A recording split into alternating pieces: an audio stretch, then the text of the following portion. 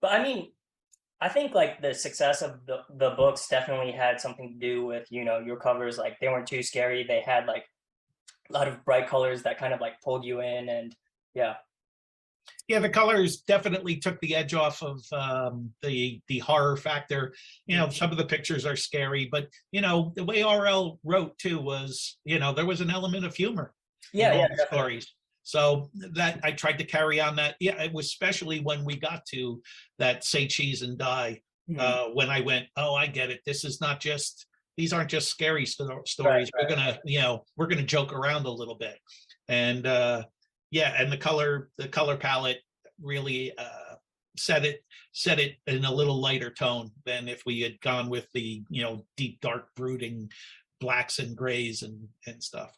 Yeah, definitely. I mean, I would say the books are even a little more sci-fi or fantasy or mystery than actual like scary horror, right? So, That's a good analogy because I started out as a fantasy artist. That's where I thought I was going with it. right. Awesome, awesome. Yeah, but I mean, I would say there's definitely been some scary covers over the years.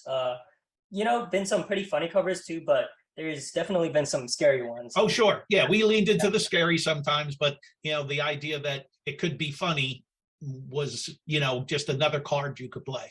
Gotcha, gotcha. It's kind of like woven into it. Right. So, I mean, so I kind of asked you this at the convention, like you were selling, the prints and signing them and stuff, and which ones were the most popular ones, and I guessed the haunted mask one, and you told me the slappy one as well, right? So, Night of the Living Dummy, yep.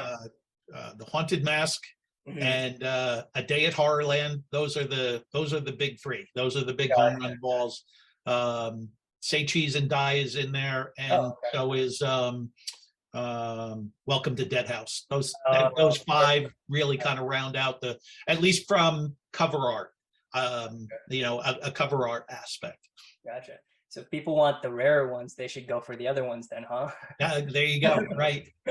um so yeah, what I was planning to do was when the webcam was working, I was going to show you, some of the scarier covers and have you react to them and talk about them. But the Well, web you can name them. I know what they yeah, look I'll like. name them. I'll put them on the It's a screen. little rough. It's a little rough on the other people listening, but I know them. Perfect, perfect. I'm gonna put it on the screen when I edit. Oh, okay. When you So, edit it, yeah, sure, perfect. sure. So, Night of the Living Dummy, you already named it. Creepy, ventriloquist doll. That one made me like afraid to sleep at night.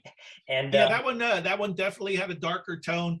Ventriloquist dummies are scary to start with. I didn't have to even go way far out of my yeah, way to make that scary. The only thing I did was play around with his eyes and give him a more menacing stare, and definitely. then do some heavy shadowing. And that one, that kind of drew itself. Yeah, I'd argue that's probably like one of the scariest. And ironically, he kind of evolved into like the mascot, of, like Goosebumps. Yeah, he's for sure the MC. Right, right. So, and then Haunted Mask, that's another one. I wouldn't say it's as scary, but I would say like it's a very iconic cover. I think R.L. Stein mentioned like that one was like his favorite book. Yes, yeah, and it translated good, well to the television show. Oh, okay, yeah.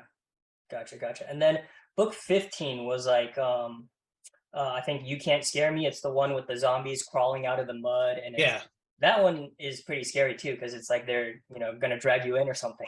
yeah, I really like that one. You're right. That one's more scary. I like the color palette on that one as well. The oranges and yellows. Not your typical swamp colors, and but it really lent itself. The browns lent itself to the mudmen, Mhm. and yeah, I like that one. I also like when you're looking to the shadow areas, the use of the teal blues to kind of as a secondary light.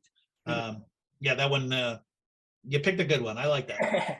And then book 16, the Horrorland one, that one kind of became like its own franchise, didn't it? Like a lot of Yes. stuff spun off from that.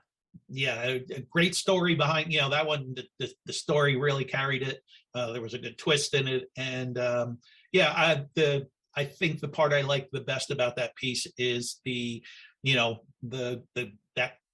that scary carnival off in the distance. Mhm. and it feels far enough away where you're wondering, it creates a little wonder in the piece. Right, right. Yeah, that always like those twist endings. They had a lot of those, twist endings that it's kind of like the M. Night Shyamalan.